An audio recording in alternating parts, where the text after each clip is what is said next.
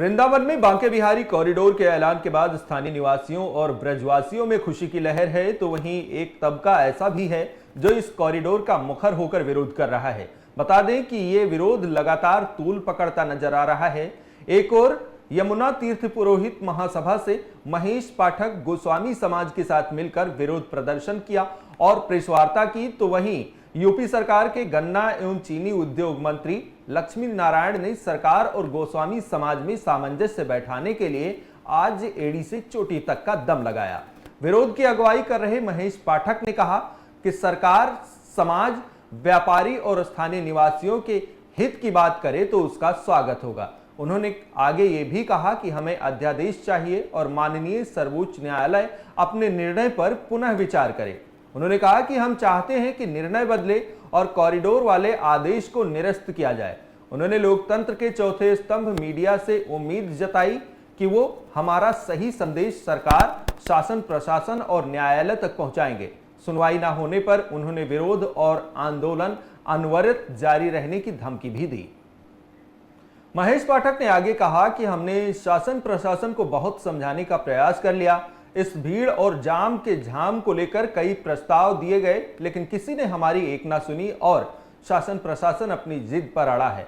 उन्होंने कहा कि सरकारी नीतियां हमारी समझ से परे हैं। पाठक ने कहा कि सरकार पुजारियों के हाथ में सेवा और आंशिक बजट देकर मंदिर अधिग्रहण करना चाहती है।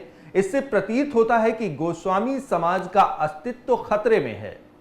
जो प्रेस वार्ता की गई है, इसमें हमारे सारे पूरे भारतवर्ष के समाज जो है, जो मैं पहले से ही कह रहा था कि मेरे जितने भी स्टेटमेंट थे सभी लोगों के समाज के साथ को साथ लेकर के, जितने प्रशासन उनके साथ को लेकर के और पूरी जिम्मेदारी के साथ मैंने कहा था। आज इस पे एक और लग रही है।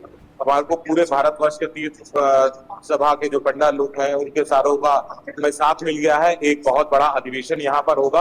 कोशिश अभी भी है कि बातचीत से व्यवस्थाएं बने, लेकिन वो बातचीत सकारात्मक होनी चाहिए और खाली वर्बली नहीं। उन बातचीतों को रिटर्न में होना चाहिए, क्योंकि वर्बली बातचीत तो बहुत करके देख चुके हैं पिछले 2-3 साल से। गौरतलब है कि पिछले दिनों गोस्वामी समाज कांग्रेस के साथ मिलकर विरोध प्रदर्शन और मंदिर को सरकार को सौंपे जाने के साथ ठाकुर बांके बिहारी की प्रतिमा को लेकर पलायन करने की धमकी भी दे चुका है। बता दें कि आज की इस बैठक का प्रतिनिधित्व महेश पाठक के साथ गोपी गोस्वामी ने किया। इसके बावजूद भी विरोध के समर्थन में गोस्वामी समाज भी भारी संख्या में जुटा।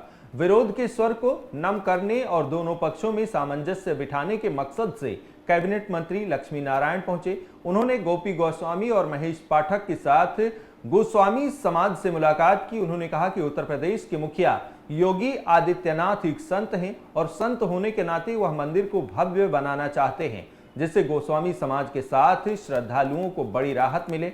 उन्होंने कहा कि योगी सरकार सबको साथ लेकर विकास का नया आयाम तय करना चाहती है। मैं तो इस बिहारी जी परिवार का सदस्य हूँ, दर्शन करने के लिए आया। आपस में जब कभी यही मैं आता हूँ तो मिल बैठ के बात करने लगते हैं। स्वाभाविक रूप से एक कॉरिडोर की चर्चा जो आजकल सब चल रही है, ये चर्चाएं भी हुई।